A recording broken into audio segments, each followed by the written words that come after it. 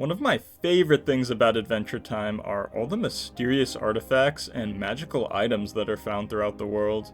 Just looking at Finn and Jake's enormous treasure hoard in their house always makes me imagine what every one of these mystical trinkets and weapons do. Like, who made them? Where were they found? And what dark or terrible secrets lie within their history? Whether they're cursed or blessed, most of these artifacts carry devastating magical power, deep lore tied to the history of Ooo, or something so terrible that maybe they should have never been dug up in the first place. Let's dust off the mystery behind these ancient remnants, and bring the lore of some of the most interesting magical artifacts in Ooo to light. It's called the Are you ready to come with me on a mission Enchiridion. to save all The life book. on Earth? Finn, give me the Fate of book. the world, the pain and the balance. You'll never get this book! The Enchiridion is an ancient magical book dating back thousands of years, even before the Great Mushroom War. Chronologically, it was first found by Simon and Betty in the far past, somewhere in the Hindu Kush Mountains in Pakistan on Old Earth. The book itself seems to have a multitude of purposes, but its main one serves as a guidebook outlining the proper path for someone following the way of the hero, teaching the reader anything from defeating evil monsters, the location of ancient weapons, or how to kiss princesses. Since the book talks about things like princesses and has existed even further back from the Great Mushroom War, the date of creation of the Enchiridion could be around the medieval era, dating the book to be around 2,500 years old, since Adventure Time takes place somewhere around the year 3000. Despite its main use being a way to guide true heroes to their full potential, the book is highly esoteric, being capable of all kinds of hidden magical feats. The Enchiridion itself is imbued with magic in every page, and it would have to be able to survive thousands of years. This leads one to reason that the book had to have been created by ancient wizards of old. The Enchiridion strangely not only details past events and objects, but tells about current time or even future monsters or locations, holding vast knowledge on information in Ooo despite having been created thousands of years in the past. The mystical magics that bind these ancient pages together must have a power linked to the flow of time. In Finn's era, the book is a closely guarded treasure, being passed down from hero to aid them for untold generations. When Finn found it, it was held on a secluded mountaintop, guarded by dangerous monsters and valiant warriors to make sure it didn't get into the wrong hands. Only a true hero with a righteous heart can pass the trials and get their hands on it, which is exactly how Finn got it. The book helps Finn countless times on his adventures, like the time he used its knowledge to find the Cyclops, who has the power to heal wounds with its tears. Unfortunately, however, Finn ends up relinquishing possession of the book to this bear, who posed as someone with dreams of being a hero. In actuality, the bear was a minion working for the Lich, who desperately wanted to get their hands on the book in an effort to finally extinguish all life. After killing the great hero of legend, Billy, Finn's own hero and idol, the Lich would wear his skin like a mask and trick Finn and Jake into unleashing the most powerful function the book possesses, tearing open a portal that lets one traverse dimensions, even granting them access to the powerful deity known as Prismo, a wishmaster that holds sway over all dimensions and worlds. The book's portal function is powered by 9 gems of power, currently owned by princesses of Ooo, and the Ice King. After the Lich successfully tricks Finn and Jake into stealing the gems to power the book, Princess Bubblegum finds out about this and realizes this isn't something Billy would ever do. She immediately notices that it's actually the Lich posing as Billy.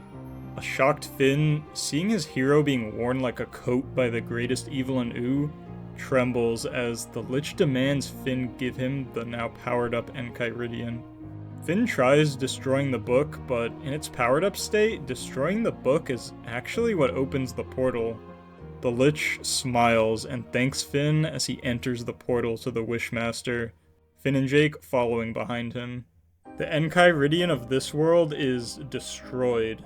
Looks like using the power of the portal consumes the book in the process. Finn, Jake, and the Lich end up in one of the most pivotal and influential adventures in the entire show that I'm gonna call Farmworld Arc. Now, we won't get deep into Farmworld Arc right now because that's another huge event. Maybe in another video I'll make something about that. But Finn and Jake end up defeating the Lich, kind of, anyway, and in the process create a new separate reality where the Great Mushroom War did happen, but the most devastating weapon, the mutagenic bomb containing the Lich, never went off. From this new world, we see that there is actually another Enchiridion. The Enchiridion seems to be an object of such significance that it's sort of an integral anchor that is destined to exist in every reality. It's interesting to note that the different Enchiridions have subtle differences between them. Ooze has this sword, bird, and grapes design, while Farmworlds has this glove, key scythe, pear, and sun and moon. Farmworlds also appears to be a little less damaged than Ooze, maybe indicating it got less use. Finn takes this second Enchiridion from Farmworld Finn after he sees the Lich try to trick Farm Finn into abusing its power. Later on, we see Betty use the magical power in the Farmworld Enchiridion to reverse the elemental catastrophe plaguing Ooh. And in Fiona and Cake, Simon even uses the book to reach Golbetty, a being that exists beyond space and time. The Enchiridion is by far one of the most intriguing and mysterious artifacts Ooh has to offer. The depth of knowledge and magical potential it contains we may never fully understand. I would really love to find out one day who created the book and why, but that mystery is also part of its allure. When this comet hits, everybody dies. It's making Ice King act super weird in real world. Simon, We before build the war. a crown. They tell me the secrets of the ice and snow. The Ice Crown is a legendary wonder of lost magic technology, the likes of which have never come before or ever after. It represents the absolute pinnacle of magical progress, innate talent, and cultivated ability. It was created by one of the prime elemental wizards of ancient times, one of the most powerful and talented wizards in history, the Great Master Evergreen, wielder of the prime ice element in his time, all the way back in the Cretaceous period on Earth, about 65 million years ago. The Ice Crown was created with one sole purpose: to stop the impending Green Catalyst Comet coming to strike the Earth. The Green Comet, as we all know, is the one containing the Lich that writhes for the destruction of all life. Despite what the other elemental wizards in Evergreen's time wanted, he alone, with his hapless apprentice Gunter, would stand against the Comet's will in an attempt to change their doomed fate. The crown is a creation of one of the most forbidden and fearsome magics to exist, wish magic. Upon wearing the crown, its phantasmal magical circuitry will bond to the wearer, granting them their truest heart's desire. Evergreen planned to wear it to destroy the comet before it reached Earth. The crown is a miraculous masterpiece of Evergreen's genius. A relic of this power has truly never been seen even in the 65 million years since its creation. The power source of the crown comes from the 3 gems of power embedded in it. The ruby eyes of the ancient enchanted magma dog Magwood, which Evergreen slew to retrieve them. So I bet you're wondering, if the crown was built with the power to grant wishes, why does it command the powers of ice and snow in current time? Well, as the moment of the comet's arrival dawned, and Evergreen prepared to wear it at the moment of truth, the magically depleted but still powerful dogwood beast broke down the doors to Evergreen's lab in a rage, trapping Evergreen under rubble outside the reach of the crown. Unable to use the crown himself, he commanded his undertrained apprentice Gunter to wield the crown himself and wish for the destruction of the Lich's comet.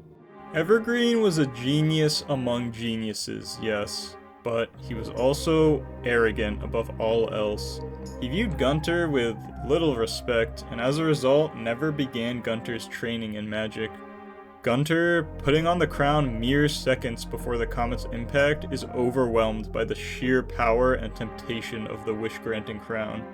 Knowing no magic to help focus his mind at the failure of his master, instead of wishing for the comet's destruction, Gunter wishes to be Master Evergreen, his master who he wished to be like above all else. Gunter is transformed into a twisted version of Evergreen, now bearing the ice powers of his master, and the crown itself is corrupted beyond all recognition of its original purpose.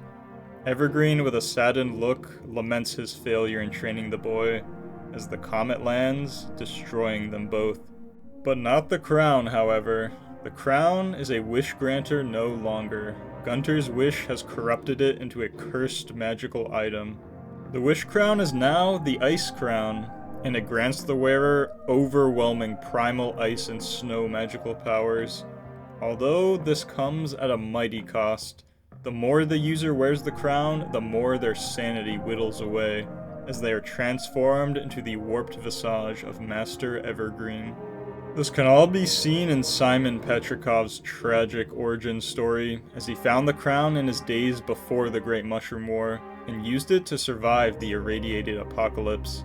His slow transformation into the Ice King can be seen in his storyline, where he looked after a young Marceline in the wastelands. Little by little, his sense of self and mind were taken over by the power of the crown, eventually becoming the tormented being we know as the Ice King. The will of the crown also grants the wearer immortality, in the sense that they'll never die from aging. This power let Simon survive 1,000 years as the Ice King, until current time in Oo. Into the more recent present, Betty Groff, another genius of magic and Simon's lover, was brought through time from before the Great Mushroom War, and through great painstaking effort was able to tinker with the crown until it turned back into its primal wish-granting state. She used this reverted primal crown to cure Simon of its curse, but merging her with Golb in the process. After these events, Gunter would put on the crown, Gunter being in actuality the primordial monster Orgalorg. Somehow, he caused the crown to fuse with his body, transforming him into the being known as the Ice Thing, another different but similar visage of Master Evergreen, and that's as far as we know of the fate of Oo's Ice Crown so far. Like the Enchiridion, the Ice Crown seems to be an integral anchoring aspect of the universe's timeline, appearing in every separate universe we see throughout the different Adventure Time shows. The Ice Crown is the result of a genius from 65 million years ago, exercising his fullest potential to outclass even the wizards of the present. His actions all those years ago would create an object of such terrifying strength it would forever change the course of fate, in not just his world, but every world throughout reality. So, this video is adding up to take a considerable amount of time, so I think what I'm gonna do is break up this theme into a multiple video series, because I think people would enjoy that more than me making 2-hour videos every time. So if you like this video and are interested in part 2, it's coming out real soon, so why don't you subscribe, and you'll never miss a Tutorial Bird video again. Anyways, thanks for watching.